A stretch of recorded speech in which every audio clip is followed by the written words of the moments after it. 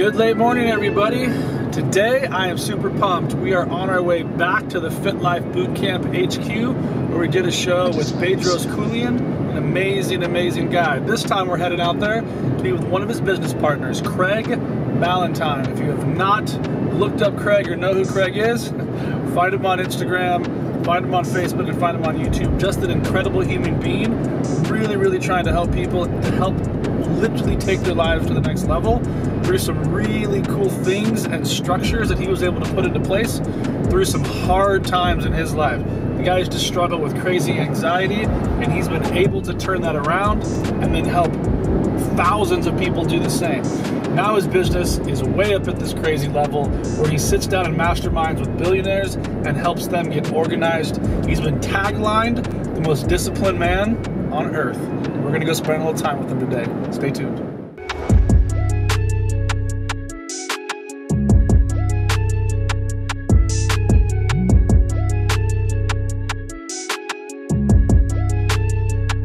What's happening, Instagram? Today, we're having secret meetings. I gave you a little bit of a tip earlier. We're having secret meetings with this guy right here. Yeah!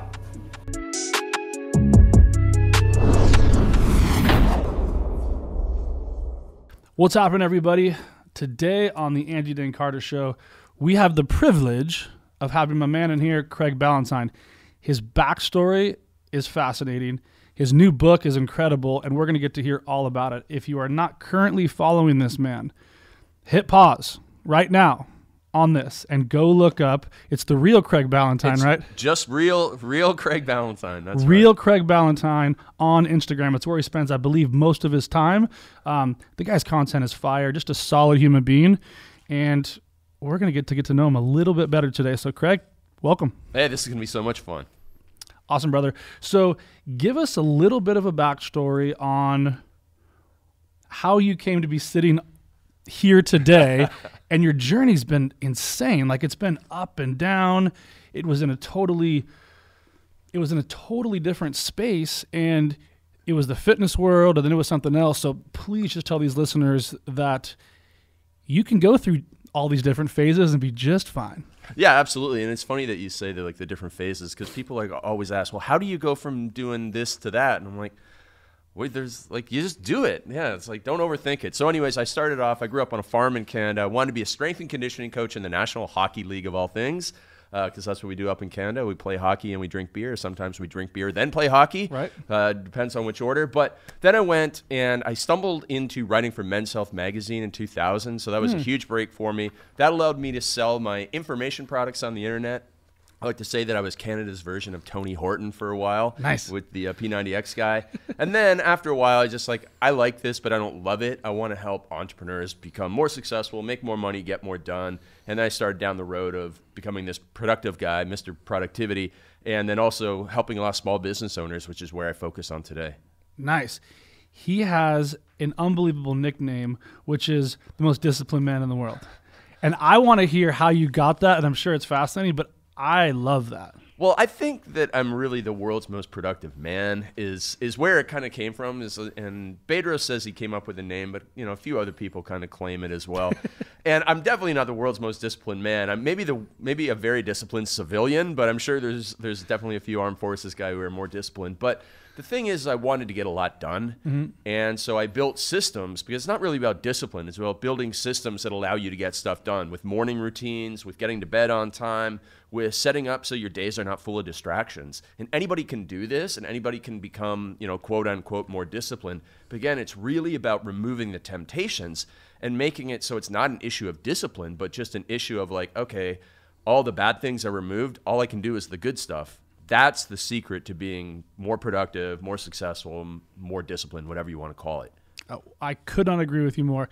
I would I actually know, one of the biggest misconceptions is people think that structure and discipline and consistency take away from your freedom. It is full-blown the opposite. Right. When you have those things and those systems in place, you get to set your day up the way you want. And please rewind this and listen to what Craig said. Anybody can do this. It's a trained, learned experience through a muscle very similar to working out. Yeah, 100%. I remember, I like Neil Strauss's books, and Neil Strauss has written a lot of books. And one time he wrote about Motley Crue, and, he was with the band all the time. And then he was like, you know what, all these people, they talk about getting up early, and, this is a guy who stays out till 4 o'clock in the morning, and he switched it, so he was getting up early just by building in systems. So if this is a guy who can hang out with Motley Crue, if he can build the systems to get up early, and not that it's all about getting up early, but if he can do that, we can all make any transition that we want. So again, it's not about getting up super early. I like to say it's not about the hour that you get up. It's about what you do with the hours that you are up. But just understand, like, if you use that structure in your life, you will get more done, and then you'll have more time for true freedom in your life. Oh man, I could not agree with you more. Again, like it's these things that I do every morning that are my non-negotiables, as I call them. Yeah. But I mean, I'm such a thinker and such an overthinker at some point to a fault. I had to make it so simple that I would keep doing it for long enough where I'd get that win, where it would become like 100% part of who I am. And I was like, I'm going to meditate for 30 minutes every morning, and then I'm going to do this. Well, I would do it for a month or maybe 2, and then life would come up, and I'd be filled with like guilt and shame. And I didn't do it, and I said I was going to, and then there was all this negative self-talk around it. So for me, I had to just strip everything away. I do a 10-minute meditation in the morning. I sit in gratitude for something for 5 minutes right after. I work out, I move my body, I drink something like, green and healthy. I have breakfast, I play with my kids, and then I turn my phone on, and then I get going for work. Right. But that's trainable. If I can do it, and I have I'm severely dyslexic, I've got like AD, every HD you can think of. Right. I'm super wound up. And I want to bridge into the next question for you is, you were a self-diagnosed introvert, but you've done a massive amount of work to kind of break some of those. And it was an interview that you were doing. You used to get hotel rooms on the first floor to avoid people, and now you're literally changing people's lives. Yeah. So I think a really important thing that you were talking about there is you change your identity around things, and that's more important than trying to rely on discipline or willpower. But if you're the type of person who says, I'm the type of person who gets up, does this, that, and the other thing. I have the green drink. I have the workout. I do all that stuff before I turn on the phone. That's the type of person I am. Then that makes it a whole lot easier than you waking up and going, man, I'm going to try not to turn my phone on right now. So that's one key thing that you were talking about there. And then for me, for a long time, I put myself in what I call the introvert box. I said, okay, you know what? I'm introverted. Therefore, I get to use all the introvert excuses to make my life easier, which are really just, BS excuses. And yeah, I would go to big seminars and I'd be like, oh man, I don't want to get in the elevator with strangers, so I'll just ask for a hotel room on the lowest floor possible. I'll take the stairs. Now, whenever I get in an elevator, I'll talk to anybody that comes in. I'd never pull my phone out in the elevator. I just, challenge myself and step outside that comfort zone. And that's again back to the identity thing. I'm not an introvert. I'm the type of person who challenges themselves, and I'm the type of person who is. I actually use this little phrase. I'm a polite and courteous British gentleman at all times. I try to be. That's good. I like that. Yeah. And so, one last thing is that the more often that you're on your show saying that you do these things, man, the harder it's going to be for a day for you to not do those things. So it's this public accountability, and a lot of people are like, oh, I don't want to tell people that I'm doing things. I think that's one of the most important things you have to do. You have to tell positive people in the first place, because if you tell negative people, they will try and destroy you. But if you can tell positive people, like, hey, I get up, and I would tell people that I don't swear, that I wake up early in the morning and I write for an hour and a half, those things, like even when it's behind closed doors and nobody's watching me, I act like everybody can see the actions that I'm taking, and hey, this is my identity. I'm not going to screw around because I don't want to feel like a hypocrite, and that allows me to get stuff done, again, without relying too much on discipline when it's your identity that you're living up to. And it's blended in with your integrity. So you've blended who you are up here and out there to the market with who your true self is. Yeah. And I think when those things marry, it's over with. And I struggled with that for a while. I mean, I was suit and tie every day because I was ashamed. I had so many tattoos. I thought I wasn't going to be taken seriously in the business world. And I've told this story a million times, so I'm not going to bore you guys with it. But it was our largest investor that we're doing about 26 million with a year. He came into this huge, humongous board, room, and I was giving this whole presentation, and he goes, Andy, there was this guy when I was driving here, he was running, but he was covered in tattoos, but he looked exactly like you. And I was like, no, that was me. And he's like, yeah, right. I rolled up my sleeves, and he's like, oh, cool.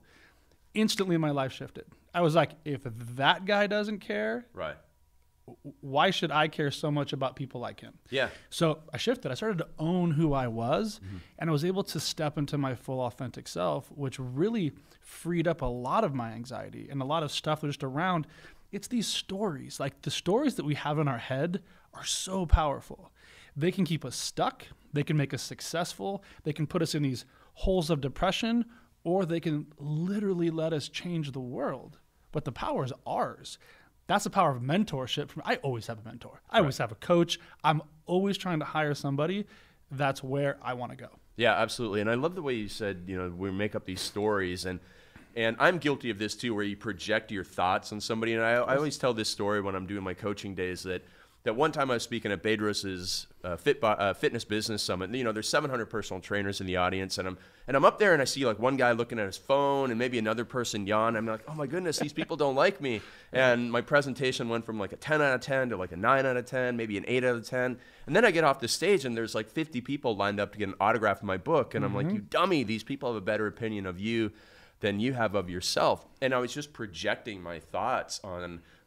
I was like, oh, what are these people thinking of me? So now I've worked very hard to somebody sitting there with a stone cold look on their face. It's like, maybe that's just how they look all the time. Don't worry about that, and don't try and judge yourself through the eyes of other people. If they want to say something, let them say it, but don't project that stuff and make up little stories in your head that hold you back in life. It's so true, man. And it's like a small little phrase I like to use. It's like, don't jump into somebody else's boat and start rowing. Like, just let them row. Yeah. Like, it doesn't matter if they're going in circles or going in the right direction. Just like their opinion of you. This is like another one I use all the time too. Their opinion of me is none of my business. Right. Like, why do I care? Yeah. I mean, yes, I care, but not so much it's going to cripple me. But that's our like natural insecurities that come up. Those are normal as a human. But to be able to just kind of take those things head on and just say, hey, you know what? There's probably going to be a line of 50 people waiting to sign my book, because that's why they're here. Yeah. And it's so funny. It's so many people get stopped on social media or something. I work with a lot of coaches, a lot of authors, entrepreneurs, and all this stuff. And they're like, they're slowed down by a stranger that they will never meet, who's, whether or not they make a comment on their stuff. So they'll sacrifice improving their family's life by, throwing out a new video or a new coaching program because they don't want to be judged by someone who they will literally never meet in real life. Yeah. And in this day and age, most people's accounts are now linked to actual people. But back in the day, it was also like anonymous people. Like, it was like, these anonymous cowards could say things about you, and that would stop people from doing a lot of good stuff. And that speaks to the fact that there's work that's going to be done like in here for the rest of your life if you choose to. I do so much internal work. I have to, because I'm always changing. I'm always going to these different things and morphing and moving. And you're never done. I'm never done. Like, it is a life decision. As soon as we turned on the cameras, I was like, this is forever. I'm documenting this whole journey for my kids and my great-great-great-great-grandkids, because they're going to get to someday listen to this and listen to you and I chop it up right now. That's so powerful. And I have a tremendous amount of responsibility around that, because I would give anything to hear that from my great-great-great-great-grandfather. It would be awesome. So, okay, so let's walk us through maybe a little bit of your journey from being a kid, and you grew up in Canada. Yeah. And then to where that shift came, where it's like, you know what, I'm going all in on business. Yeah, so I grew up on the farm, and my father was an alcoholic, and my mom and my dad never made a lot of money, so we had like the poor scarcity mindset that a lot of people grow up with, and so came from modest means, and I never really thought I would go and have the courage to be an entrepreneur at first, but Then I became like unemployable, and it was like that's the only option. Yeah. And so like once you're unemployable, then you have to jump in with both feet. Right. And I realized like, hey, you know what? I'm way better off in this position because again, I don't like taking orders from anybody. It's funny, like when you were talking about being a yoga instructor, I've done yoga a bit, but I hate being told what to do in a yoga class. So so I'm very rebellious to that. But I realized, okay, listen, I want to go in. I was fortunate that I was able to. You know, I grew up with the internet. Like when I went to college, that was the first year they had email at my school. So everything kind of came together. And the idea of selling a workout program on the internet was, you know, no one would have thought of that 5 years before I started doing it. So I got fortunate, maybe lucky, and I was able to do that for a long time. But also I kind of hid behind the computer screen. Because I never did face-to-face sales. You know, I would say, oh, I'm an introverted type person. I can't do face-to-face sales. That's that box you put yourself in. Yeah. And if I could go back in time, there would be two things I would tell my younger self to do. And one of them would be to do face-to-face sales. Because as hard as that is, if you can do face-to-face sales, I mean, I think you basically are writing your own ticket in anything in life.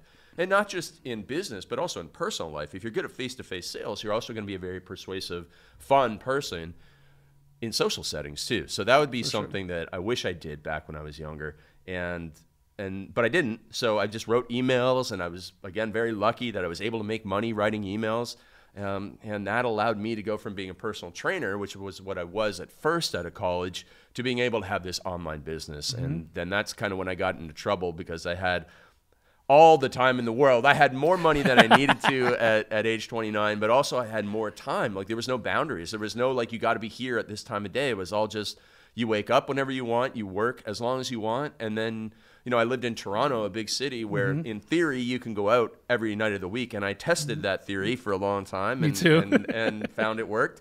And that's when you get into trouble. That's what I call the paradox of freedom. Earlier you talked about how structure gives you freedom. And for a lot of people, they think that they want to do anything they want, anytime they want, but we do need boundaries in place. I could not agree with you more.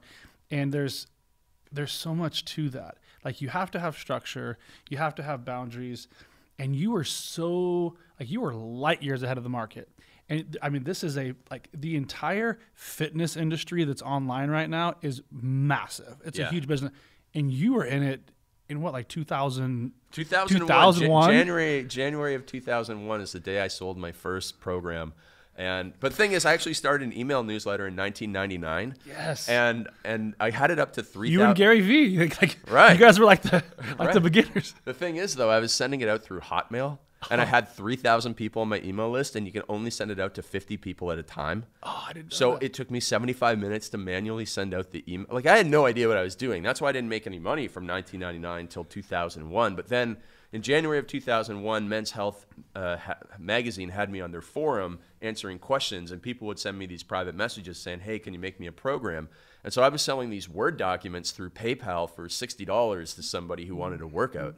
And eventually I just decided to put one program together. That's how it started. But I mean, yeah, literally Word documents through PayPal. Because I'm the kind of guy who I'm super impatient. I'm not waiting everything to be perfect. I just, however we can make money right now, let's do it. Man after my own heart, I'm with you. Yeah. So it was a hustle, it was a grind, but you were having fun. Yeah, totally. And you're in the fitness industry and you're making some money, and there was a nightlife aspect. Yeah. So what you were saying in an interview before was that you would kind of go really hard Monday through Friday afternoon, and then Saturday night you're like, it's go time. Yeah. I'm an entrepreneur. Saturday afternoon. Saturday afternoon. It's like stress meets stress relief. Yeah. And then so many entrepreneurs, so many people in general, employees, business owners, everybody, they get that Sunday night anxiety of I'm still kind of hungover. I have this whole week ahead of me. You can't sleep. So maybe walk us through some of the pros and cons of just those choices then. Yeah, I was fortunate that I didn't actually have stress. Everything was good. And that's kind of the irony that I had anxiety attacks when I had everything going for me. I was in the best shape of my life. I had the most money in my life. I had the most freedom in my life. And then I had anxiety attacks. Probably because I'm feeling a little bit hypocritical in that, I'd be writing for Men's Health magazine on a Monday morning, feeling like crap after, staying out till 5 or 6 o'clock in the morning on Saturday night. And then, like you said, you your sleep patterns are off, so you can't fall asleep on Sunday night, and it's not until like Wednesday morning when you're back on track and normal. And so all of that stuff just compounded and compounded. And for me, again, I was more of like a frat boy existence than like I need to drink to have stress relief. It was all just about having fun, right? Which you know can go on for only so long until it can't go on anymore, basically. I was the same way. And it was this thing for me because I used to stutter really bad, really, really bad. And I found out with I was probably a sophomore in high school, that a couple beers, I was a superstar. I didn't stutter. I was talking to chicks. So I started really early that gave me a little bit of confidence, but I also loved it. I loved to drink, to go out and have fun. I was the life of the party. Sure. They called me the mayor of my city. I was that guy. I was just out there having a blast. Right. And then it took everybody by surprise. Like, what do you mean he has a drinking problem? And it wasn't that it was a problem drinking. I was starting to slowly feel depressed because I was kind of living a little bit of a double life. Right. And so I totally related to that. And what's really cool about being vulnerable nowadays and being able to put this stuff out there is as soon as I heard that interview with you, that gave that person that you were talking to permission to open up. And I was like, and you probably didn't pick up on it and he didn't either, but you're talking about your story. Yeah. And then right after that, that gave them permission to share because you guys shared that moment. It was awesome. But that's the power of being vulnerable now, is you telling your truth and your story to give somebody else the permission to open up that maybe wouldn't have. Yeah. And that's what I do these days. I work with small group entrepreneurs, and I'll just right from the start, hey, here's how I was envious of my friends and shameful. Here's how I had anxiety. Here's how I had all these bad things, and here's how I was when I was even in high school, I was so a massive avoidance of any emotional conversations. If you broke up with your girlfriend and came and wanted to talk to me about it, I'd find my way to that conversation like that. And so I tell all these stories whenever I do a day with anybody, just to if they go, wow, that guy just downloaded a whole bunch of he's not perfect on me, I feel comfortable throwing back that I'm not perfect either. 100%. Yeah. And I realized that not just from, all the podcasts and stuff I've done, but through those days where it's you do meet somebody who's stone-faced, man, that's one quick way to get through to them. And it's also really good practice for yourself, because then it's man, first of all, nobody cares. Nobody really cares about you at the end of the day. They're more worried about themselves. So true. And now, I have no problem. I have no problem telling anxiety stories on stage. It's kind of my life's mission to help people through that sort of stuff. And there's no embarrassment at all about any of the screw-ups I've had in the past, because it's all in the past anyways. And it's my story. It's my journey.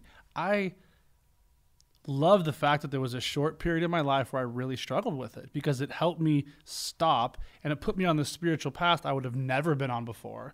I literally have breathe in 7 different languages tattooed on the inside of my arm because I was sitting there in a yoga class and I just saw it. It was like a vision. I was like, oh, cool. I'm just gonna get that. For whatever reason, that tattoo helped me heal some of those things that were upstairs. Sure. For me just to kind of be okay with it. And it was just part of my process. It's mine. And I was able to work through those things. And now I get to share my story the way you share yours.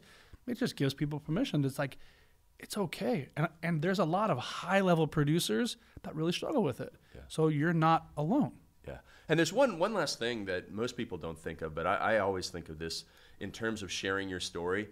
If you don't share your story and there's something like the skeleton in the closet and you're not the one to throw it out on the table, somebody else is going to find it, and then they control the narrative. So 100%. So I did this. I do a big event every year, a couple hundred people there, and I told this little story about imagine if it's a dark and stormy night, and that you get a knock on the door, and there's 2 people standing there, and one's a 65-year-old woman, white woman, and then the other is a 40-year-old or 30-year-old black man, and the black man you can tell he's a drug dealer, and then the other, the old lady, she looks she looks nice, and then you're which one would you let in? Most people, I'm sure, would choose the old lady. Sweet old lady. Right. And then you find out that it's Hillary Clinton and Jay-Z, and you go, look at Hillary Clinton let everybody else expose her skeletons. Jay-Z owned everything, man. He owned everything in his songs, and he owned everything in his stories, and now everybody loves Jay-Z. Even though he did sell drugs when he was younger, to a lot of people. Of course. Right.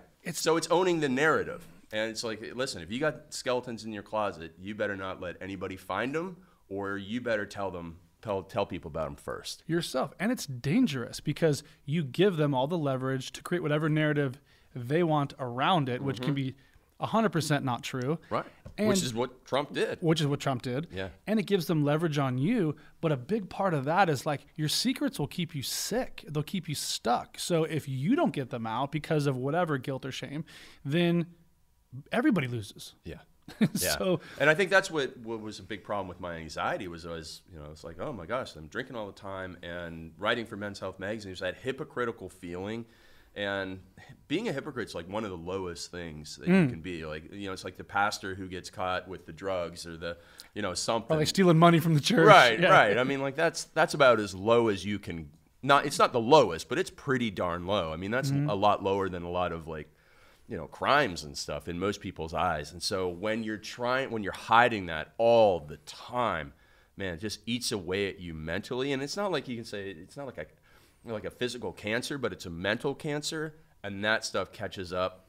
And so a phrase I use in my book a lot is like, you have your anxiety engine revving, your mind is racing, your wheels are spinning, and the more they start to do that, the more that you hold it in, the more that you try and bury it, man, the harder you work on that, the bigger the explosion's going to be. Isn't that true? Yeah. It's crazy how that happens. Yeah. So when you were going through your 6-week heart attack, as you put it, there were so many, I'm sure, times you're like, when is this ever going to like let up? Yeah. When is this going to just be done? Or when is this like going to be like, this is it?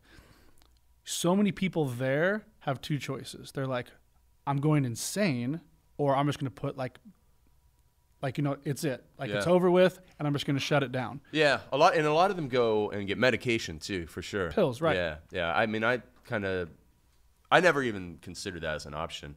And this was, there was 2 anxiety attacks in my book and in my story, essentially. I did one that was on New Year's Day, 2006, and that was like over really fast. And so when the second one happened a couple months later, that lasted 6 weeks, I thought, oh, this one's just going to be over really fast too. And then it wasn't. And then I started using this analogy of anxiety is like a black box. You can't see inside of it for yourself. And then you can't explain it to somebody else. It's not like a broken arm, right? Like, hey, Andy, I got a broken arm. And you're like, I get it. I see what you got there. No, I got anxiety. Yeah, you look totally fine, dude.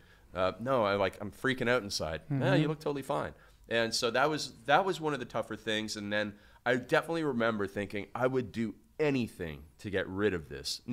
Again, it was just like with the medication. I was never, ever suicidal about anything. But it was just like I was turning over every rock, which actually in the end will help a lot of people because I talk about every rock that I turned over in my book and in my podcast and all this stuff. But I mean, I did meditation, yoga, qigong, tai chi, and the thing is, like, I did all of it. I did everything. I hated all of it, and then of course I did the next normal thing when somebody has anxiety. I went and bought a dog. That's gonna cure it. Yeah. But the qigong instructor was like this guy that smoked cigarettes, and it was like What? I'd be in there, I'd be like doing this session with the guy and be like, "You smell like cigarettes. This is really weird," And so it's just like I was in all these weird situations and doing all these things because, man, when you got it, you will do anything you possibly can to get rid of it.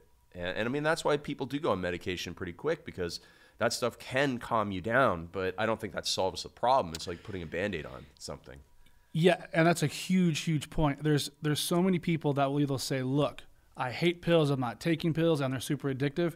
It doesn't have to be a life sentence. Sometimes you just need a little bit of relief to get a little bit of clarity around it. And you said something that was so profound that you discovered, and I forget what book it was, 5 words. Oh yeah. It was an ebook that I bought, and it's called Panic Away. And You're like, here you go, Google. How do I fix this? Right. Read Panic Away. And the funny thing was, I bought it the day after, or the day after the doctor told me there was nothing physically wrong with me. So like when I found that out, because I went to the emergency room after the 6-week heart attack. They gave me a heart rate monitor. They gave me a chest X-ray. They said, drop the heart rate monitor after 24 hours. I did, and they said, okay, we'll call you if there's anything wrong with you. And I basically counted down the 24 hours they said we'll call you within a day. And then when that 24 hours gone, I think it was like 3 o'clock in the afternoon, I hadn't heard from him. I'm like, okay, that means there's nothing physically wrong with me. That I also bought this book called Panic Away, and I got to the first 5 words of chapter 2, and it just says there's nothing wrong with you. And as soon as I read those, I was like, I've used the quote unquote cured of my anxiety in the book. I had to fight it off a couple more times over the next year, like maybe 3 to 4 times. I could feel it coming back on. And it was weird. It would always be it's scary, right? Like when it starts to creep back in, you're like, oh, here it comes. Yeah, and it's like the weirdest thing. Like I'd be at my chiropractor and he'd say like, oh yeah, there was an article about somebody who got an adjustment in Western Canada and they're paralyzed now. And I'd be like freaking out. I'd be like, oh my God, why'd you tell me that? That's terrible bedside manner for a chiropractor. Right. Well, and then like over the entire weekend, I'm like sitting there on my floor, like breathing deeply, like fighting this panic thing off, and then I'd win. But that just knowing all those things, now I'm just armed with this toolbox of, hey, you bring it on. And I mean, I can have more caffeine now than I used to consume back then that would set me off. But, I've just got, because I know what it is, I've got all the tools. I was just going to say, you finally got yourself so educated that you knew what was going on because you were okay. But you made a decision that day. You're like, I'm fine. Yeah. It's up here, and this body is literally giving me a physical reaction to what's going on in my mind, so I can control that. Right. But you cannot know what that feels like unless you've experienced it. Yeah. So it's hard to tell somebody, hey, just calm down, because that's not happening. No. Like I've had some of the smartest people. I'm like, you just need to relax. I'm like, you don't understand. Yeah. It doesn't work. Thank you, Einstein. I will just relax. Thanks, doctor. Yeah. I'm trying to just chill. But so there's a big reason why I'm spending so much time on this topic. We've never really covered it at all on the show. Oh, okay. You're a high-level producer, and you're a success story of this. So that's why, and me too, I struggled with it for like almost 3 years. And Bedros did too. Yeah, most people that I talk to have these issues. If you're not a high-producing entrepreneur and you don't at least freak out a few times, you're not trying hard enough. Yeah, it's just the way we're wired that eventually it's like, oh, you're going to redline for, the entire decade of your 20s. Right. Yeah, you're eventually going to... No sleep, tons of caffeine, partying like crazy. Yeah, you're eventually going to get it. But, back in my book, one thing that I switch in most people's minds is they kind of take like a passive approach to it or a defeative approach. So like, oh, I've got anxiety, I'm going to learn how to cope with it or something. It's a label. Yeah, and so I flipped it. The first section of my book is about attacking the anxiety and like owning it. And so that's what it's... And then going out and getting rid of it, because I really truly believe that once you have the tools in the toolbox, hey, it can throw itself at you, but you're just going to attack it back and you're going to win it, and you'll never actually have to deal with it again the way that you used to. You might have to fight it off from time to time, but you totally own it. Well, it's a fuel for me now. There's times where there'll be like 1,000 people out there, and I'm supposed to be on stage in 2 minutes. I'm a little nervous, and I can feel it coming up, and then I use it as energy. So now I've literally turned all those feelings into a positive, which has been great. Yep. But it's mindset. It's just mental state. And it's actually a perfect pivot straight into your book. Yeah. If you could pick 2 chapters out of your whole book, and you guys should definitely get it and listen and read the whole thing and do everything, but 2 that you really want the world to understand at a deep level, what 2 would they be? Definitely the last one, where the whole idea is getting out of your own head, because when people are inside their own head, that's when the wheels spin, the engine revs, the mind struggles with it, and it makes it worse. So when I had my first anxiety attack, I stayed in a tiny apartment all day long, and I thought, what's happening to me? And it just made it worse.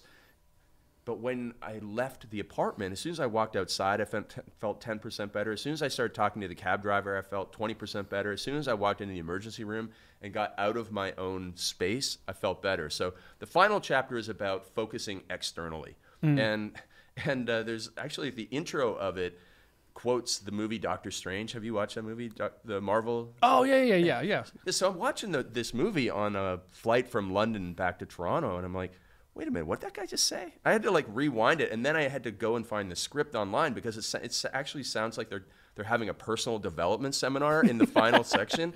So when the Ancient One and Doctor Strange are on this balcony, I think they're overlooking like Manhattan or something, and she goes, "It's not about you. It's about other people and giving and all this stuff." And I'm like, I'm serious. Like, is this really in a Marvel movie? But that's what it's about. It is get out of your own head, be of service to other people, because you can't be anxious if you're at a soup kitchen helping somebody. If you can't be anxious, you know, when you finally get on stage and you're giving value to people, you can't be anxious then. You just can't. You know, you might be a little anxious before, but that's because you're in your head. When you're on stage, you're getting out of your own head. It leaves instantly. Yeah. And because it's my truth. I'm speaking from my soul to just help people. And that takes me directly out of my head. Right. And there's times before I'm just like, I've cried from stage because, like, you know, like, I'm human. And there's things that'll just kind of hit me and trigger. Usually, like with my kids, I'm just like, you guys don't understand. Like, I'm going so hard for these two. But you don't have to have kids to have that kind of drive for, like, any kind of why. It's very personal to you. But I just love the fact that you've had some roller coasters. Yeah. You've given yourself some titles that just weren't true. And now you've been in this space for a long time. And you have some great business partners. You built some incredible, huge companies. And now there's billionaires that are reaching out to you like, what do we do, Craig? Right. Like, that does not come overnight, guys. This is years and years of self-growth, self-expansion, self-discovery, even when it's scary as hell. And you're like, I don't want to dig any deeper. Like, every time I do, it's incredible, but it's also really scary. So what tips could you give? Well, I didn't finish you didn't give me, let me say the other chapter. Yeah. I only did the one. Oh, sorry. Yeah, go ahead. Yeah, so the other one's early in the book where it's talking about your values and your vision. You need to get all this stuff out of your head. I like to say that most people, most entrepreneurs for sure, but even most people in general, I use the analogy of like, imagine I came over to you and I pulled back Andy's cranium and I took one of those old school jigsaw puzzles and I poured 1,000 pieces into your head and then I shut your cranium and said, see ya. And you know, there's 1,000 jumbled up pieces in your head. And that's the way most people operate in life. I mean, we have work, we have home, we have all these things we want to do, all these things we're supposed to do. And it's just, we're overwhelmed. There's a lot of clutter in our head. Now, the vision and values exercise is like taking that jigsaw puzzle box and just spreading it out over the table. And okay, great. The weight of the world's going to be off your shoulders. Now you got to put the stuff together in the rest of the chapter, but you get the clarity and you're like, oh, this is what matters. All that other stuff that I worry about, it doesn't even matter. You know, it's like those people who are on the internet who I'll never meet. Like, those people don't matter. What matters is, you know, my kids, my family, the team members I have, you know, my investors, whatever it is. These are the people I got to focus on. These are the things I want to do. And when you have that clarity, it really helps with anxiety, but it also really helps make you more successful in life. And stay laser focused. Yeah, totally. That's an unbelievable point, and I can't believe I actually missed the second chapter because that part was awesome. No worries. Okay, so in your experience, when you do that and you actually completely dump out the entire puzzle from your head to the table and start sifting it around, okay, here's what's important, and you get really clear. Do you find that helps yourself and that helps your clients like be very crystal clear on saying yes or no to meetings because that's not going towards our goal? And there are a lot of clients that we work with. I'm like, you're not clear. If you're not clear, we can't really know which direction to go. Like, there's a ton of stuff that you want to buy, ton of stuff that you want to invest in. We got to get clear. So that's an unbelievable point because you have to dump everything out because there's only so much time. Yeah, I use the phrase, you know, the chapter that I talked about, it's about your values and your vision. And I use the phrase, your values and your vision drive every decision. So I ask people, what are your top values in life for your family, your health, your wealth, and your experiences? And my example is, I want to feel for my health. I want to feel like I'm 17 forever. I mean, I know I can't run and jump like I was 17, but I just want to feel great. I have no injuries, and I want to be able to do anything, anytime. Right. Now, if that's my value in life, that's going to drive the decision that every single time I do a workout, I have to do this stupid 15-minute old man warm-up. But if I don't, then I won't feel like I'm 17 forever. And it's same with family. Like, if this is my family value, then that's going to dictate how I use my time, how there's a hard stop at the end of the day, all that sort of stuff. And it makes a whole bunch of decisions really easy. And then the last thing is it also shows you, like, oh, you want to have a business over here and you want a business over here, but they're not connected. They're going to, both of them are going to be full-time jobs. How do you think you're going to do both of them? You have to say no to one of them. So there's a lot. Once you get that stuff out, then there's some chopping that often has to be done. And in most cases, it's good, it's freeing, and people are like, you know what, I'm going to be more successful when I'm focused, and I'm going to work less, and we're actually going to get more results. I could not agree with you more. This is exactly why Craig is hired by some of the smartest minds on the planet to help them get shifted and get them not stuck. It happens to all entrepreneurs. It's happened to me. This was probably last month. I was frustrated. I was stuck, and it's just part of the process. But if you have somebody who you can pick up the phone, that's why mentors are so important. They're so important, because it happens. You do get overwhelmed. There is things, and you have to go back to the basics. And the basics are like, there's certain things, and a huge piece of the puzzle that he touched on was the hard stop. The hard stop at the end of the day. I'm home at 3 o'clock almost every single day as a choice, and I leave a lot on the table because of it. Right. But my kids are only going to be young for so long and only going to think I'm a superhero for so long. So I said, I'm going to get them at 3 o'clock. I literally leave an entire quarter on the table every year from just the hours I'm not producing. So I have to really maximize those 7 to 3. Right. But that's a choice. That's something I decided to do. And then you help clients, do that at a massive level, but then it gives them freedom to think clear. Yeah. And one of the things about mentors, I think one of the greatest things about coaching in general is that they can look at a problem, the same problem that you're looking at, not just with fresh eyes, but they're emotionally detached from it. And so many people are like, well, I don't want to give this up. I put so much money into it. I've put so much time into it. And you're like, yeah, but if you keep on doing this, and in a year from now, you're going to put twice as much time and twice as much money, it's still not going to work. So it's okay. Like, it's okay to let it go. And I've been able to do that for myself, where it's like, okay, emotionally detached, what's the right decision here? It's like, man, this is going to hurt, but I'm going to have to flush. I'm not going to flush any more money down the toilet. I'm just going to stop here, stop the bleeding. So that's one of the key things is, anybody out there who's getting a mentor in anything in life, just realize that's how they come with those outside eyes.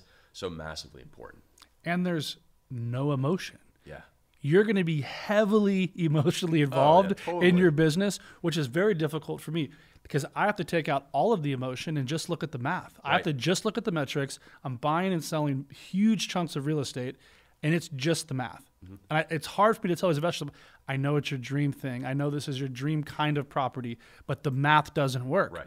If you want to buy this, I can't help you because it's a bad buy for you. Right.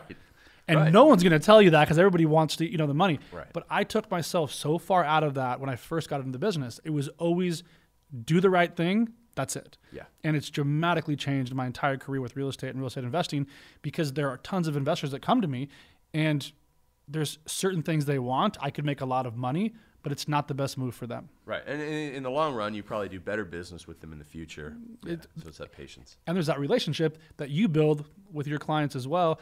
And then they're around. Like, I'm building my network since I was 12 years old and started working is everything to me. Yeah. It is everything. It's my word. It's my integrity. And you talk about that a lot too. Like, your network is so important. Yeah, and I love it because like when you know a lot of good people, life becomes so much easier in so many ways. Pick up a phone call. Right. I mean, whether you want to have fun or whether you want to do business or whether you want to get connected to somebody, the more people you know, the easier your life is going to be for sure. I couldn't agree with you more. Now, when did that thought process really become important to you? Because there are a lot of people that think that their social media following, and yes, it's a massive part of your network, but it's a social network. It's a social media network. I think more people need to be doing things belly to belly, not just online. Yeah, so for me, it was actually in 1999 when I started the email newsletter. I actually did, I could probably do like a whole hour on this, but I call it introverted networking. So I did, I was emailing people and showing them like, hey, here's the value to you of being featured in my newsletter. And that allowed me to climb the ranks and get a lot of interesting people. So back then, it was kind of like the way podcasts are now. I was just thinking that's very similar to podcasting. Yeah, but I actually built up a huge network through email only because I had the newsletter. And then also I was very fortunate to have the critical credibility of Men's Health magazine. So I realized back then when you have a bit of a position of strength, and you have, one connection, it's easier to get the next connection. And use it. Yeah, and it made my life easy, even though it wasn't the kind of guy to go out there and do a lot of that face-to-face networking at first. I had to do that so I was more comfortable going and doing the face-to-face network. So one of my business partners, he has this phrase, which I mentioned there, position of strength. And for a long time, when I was an introvert, I wouldn't go to an event unless I was either a speaker, unless I was well known by the attendees.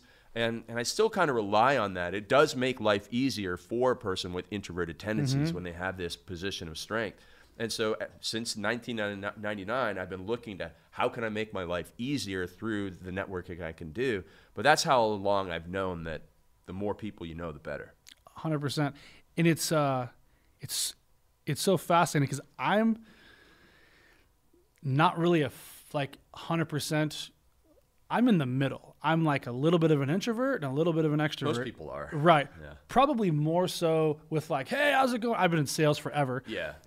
But I'm also very introverted, especially when it comes to like those huge seminars and I'm there. Yeah. I should be talking to every person that walks by because that's what I do naturally. For some reason, I don't know, the past like 10 years, that's been my thing, unless I'm speaking, because then it gives me a place to just be. And then there's a line of people that want to talk to me afterwards, and I become very comfortable. But it's been something I've worked on because I've made some great connections with these things. But that's where I become an introvert. Right. And it's interesting because I usually shine in those environments. But at those things, I just kind of get tucked in a little bit. I'm like, I'm going to watch and kind of see what's going on.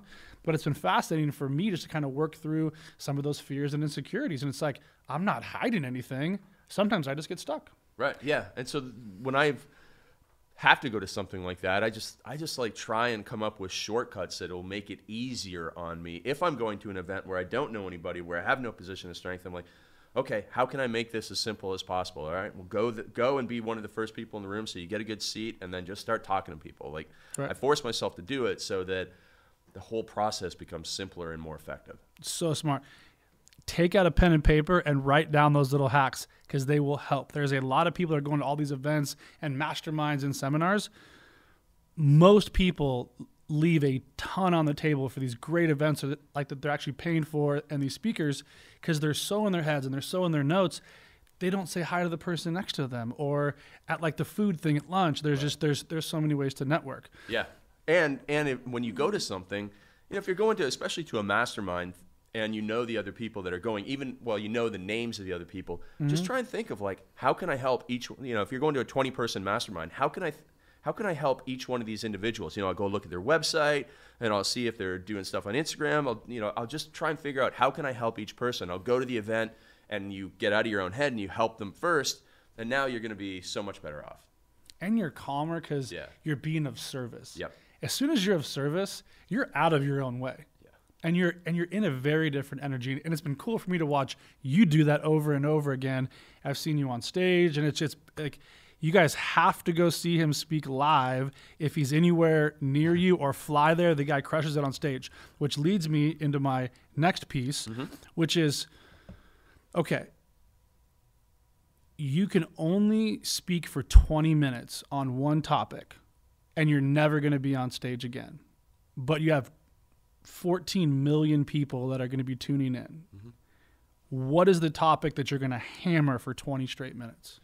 I would say it's probably going to be the content from those 2 chapters in the book. Get the stuff out of your head, and then everything has to be externally focused. Stop being internally focused in your life.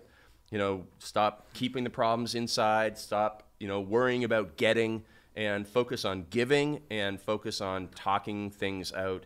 And that way your life will be so much easier. Yeah. And you'll be more successful. And it's going to create a whole different mindset around it. But why do you think that's so important? Or can you maybe like walk them through some kind of strategies that they might be able to use because they're just stuck?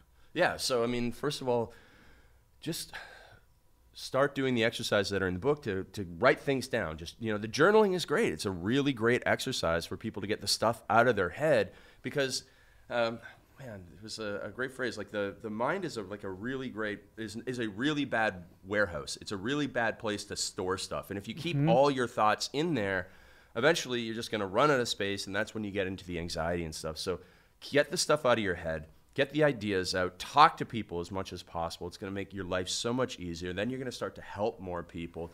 You're going to start to see their feedback to things. If you're, coming up with ideas, or if you're doing presentations, people are going to go, this works, this doesn't work.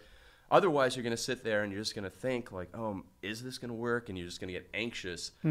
with that approach. So the more that you are externally focused on helping other people and getting the stuff out of your head, the much better off you're going to be. And it's the doing.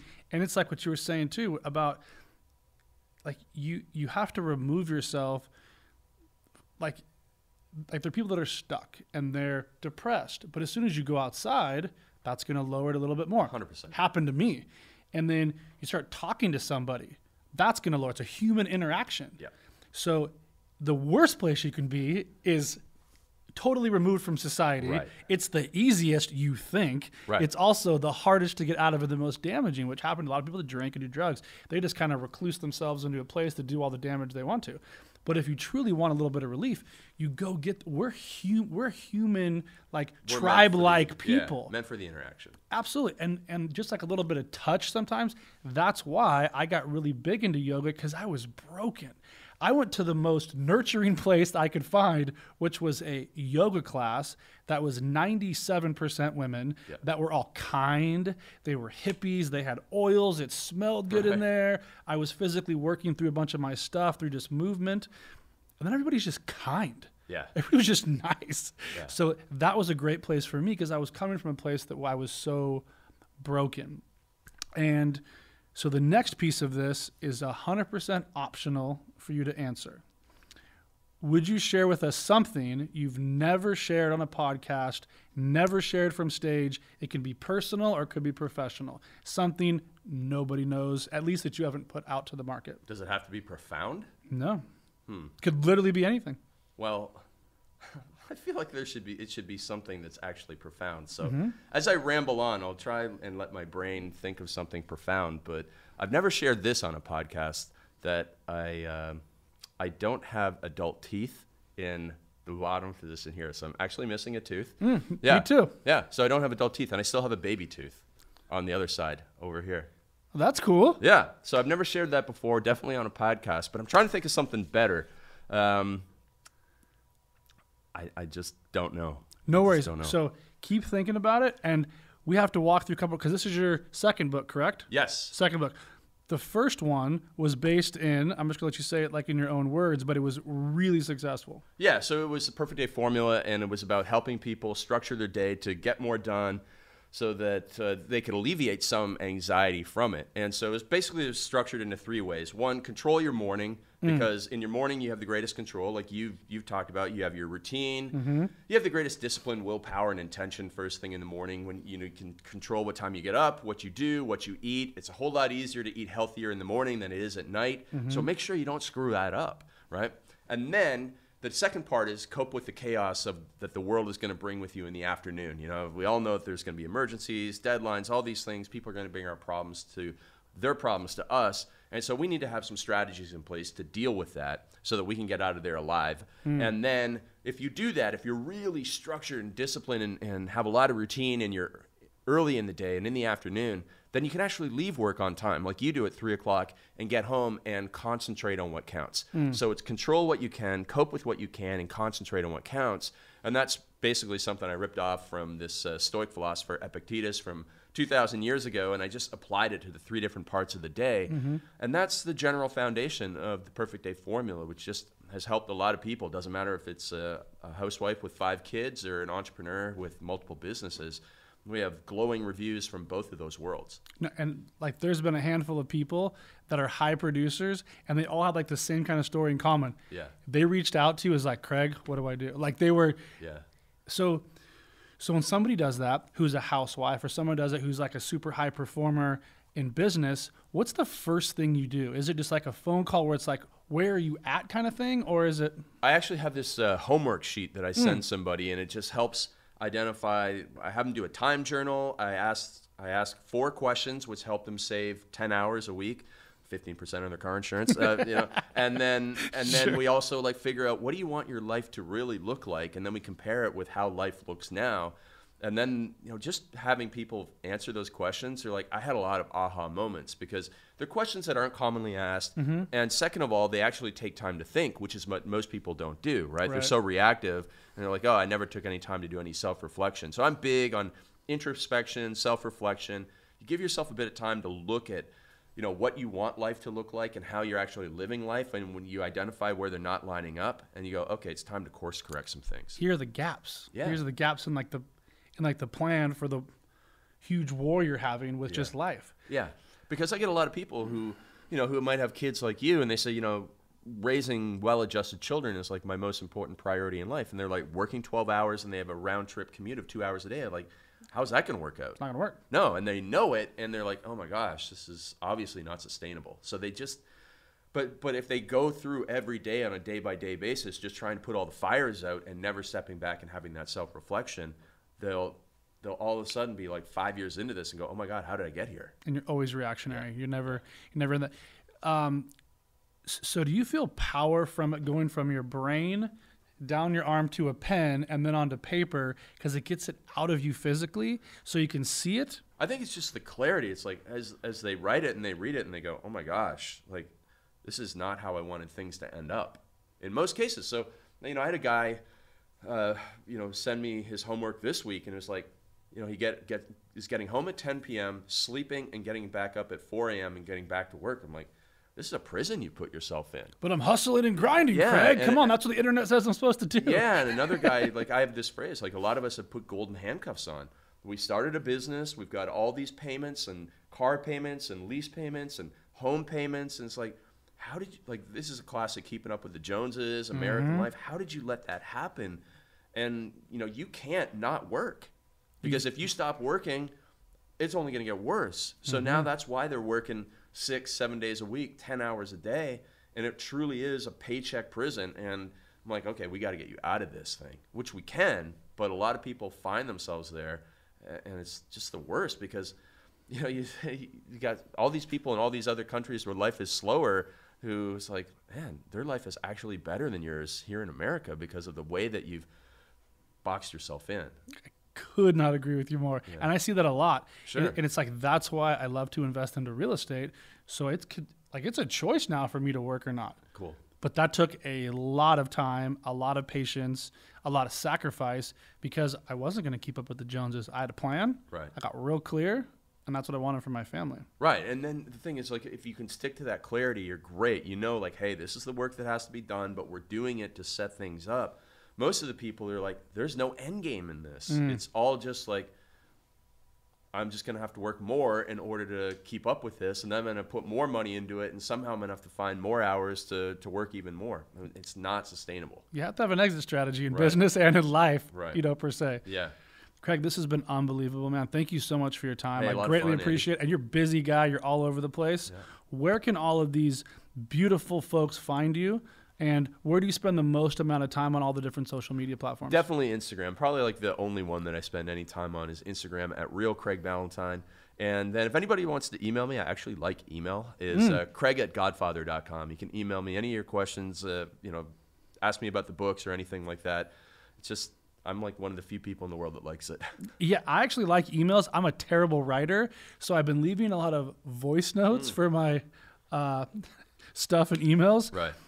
So, so is there a website that they can find like your programs and your coaching levels and stuff like that too? Yeah, craigballantyne.com. Oh, simple. Look this man up. He has tons and tons of value. He's helped some of the greatest minds in the business, and he's not slowing down anytime soon. No. So, Craig, again, thank you for being on the show, brother. Thanks, brother. Thanks, man. I appreciate it.